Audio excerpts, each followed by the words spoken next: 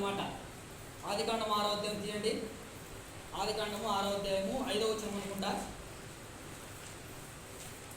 త్వరగా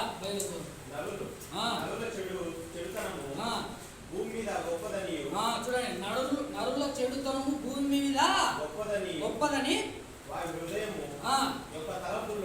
చాలనా. చూడండి, వారి తలంపులలో కలిసేదంతా భూమి మీద అంతా చెడుతనం అని దేవుడు తలంచినాడు అనమాట. అయితే ఈ తలంచినటువంటి ఈ జనాంగాన్ని అంతటిని నాశనం చేయాలని దేవుడు అనుకున్నాడు.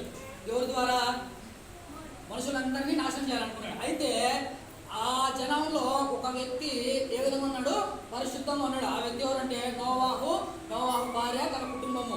అయితే నోవాహు 120 సంవత్సరాలు అక్కడ ఉన్నటువంటి ప్రజలకు ఏ విధంగా సువార్త చెప్పినాడంటే, గమనించండి, మీరందరూ మారు మనసు పొంది రక్షించబడాలి. ఈ భూమిదికి ప్రచండమైనటువంటి వర్షము 40 దినాలు 40 రోజులు ఈ భూమిదికి వర్షం వస్తుందంటే, అక్కడ ఉన్నటువంటి ప్రజలు నోవాహుని ఏమన్నారంటే, వీడు పిచ్చోడరాయుడు, ఈ భూమిదికి వర్షమే లేదు, ఇంతవరకు ఏదన్నా పంట పొలాలు మనం వేసుకోవాలనుకున్నా కూడా ఆ భూమి అంత తనంతటి తాన్ని అంటే మీకు అర్థమవుతుంది. చెమ్మ అంటే తడినిచ్చి పంటలు పండేటి. అంతకుముందు ఈ వర్షం రాకముందు చెమ్మనిచ్చేది. ఈ వర్షం ఆడబడుతుందా, ఇటు పిచ్చోడరా అని నోవాహుని ఎగతాళి చేసినారు అక్కడ ఉన్నటువంటి ప్రజలు. 6వ అధ్యాయం, మీకు ఆదికాండము 6వ అధ్యాయం అంతా చదివితే అది క్లియర్గా అర్థమవుతుంది. అయితే అక్కడ ఉన్నటువంటి ప్రజలు అతన్ని హేళన చేసి వీడు పిచ్చోడరా ఎక్కడ ఇప్పుడు ఏమి వర్షం వస్తుంది అని నోవాహును అక్కడ ఉన్నటువంటి ప్రజలు హేళన చేసినారు. అయితే అక్కడ ఉన్నటువంటి నోవాహు ఏం చేసినాడంటే, అయ్యా, ఈ లోకానికి మనం చేసేటువంటి పాపం, అది ఏ పాపమైనా కావచ్చు, తాగుడైనా కావచ్చు, వ్యభిచారమైన కావచ్చు, జూదమైన కావచ్చు, ఏదైనా కావచ్చు, ఈ పాపం అంతా అక్కడ విస్తరించి ఉంటే నోవాహు వచ్చి అక్కడికి హెచ్చరికలు చేస్తామన్నాడు. కానీ నోవాహు మాటలు ఎవరు వినలే. అప్పుడు ఏం చేసినాడు దేవుడు? 6వ అధ్యాయం 7వ అధ్యాయం చదవండి.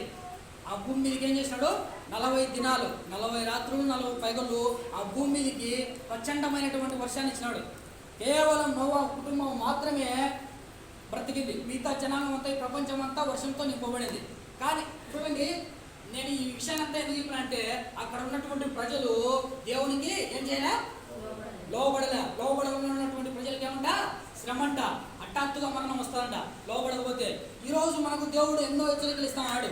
అవి ఏవైనా హెచ్చరికలు కావచ్చు, తాగుడు కావచ్చు, వ్యభిచారం కావచ్చు, జూదం కావచ్చు, పేకాట కావచ్చు, ఏదైనా కావచ్చు, సీరియల్ కావచ్చు, సినిమాలు కావచ్చు, ఏదైనా కావచ్చు, ఇవన్నీలో దేవుడు ఒకసారి మనకు హెచ్చరికలు ఇస్తాడు. ఏ విధంగా?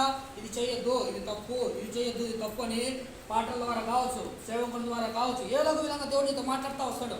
అప్పుడు మనం లోపడకపోతే ఏమొస్తుందంట? ఏమొస్తుంది? మరణం. చూడండి,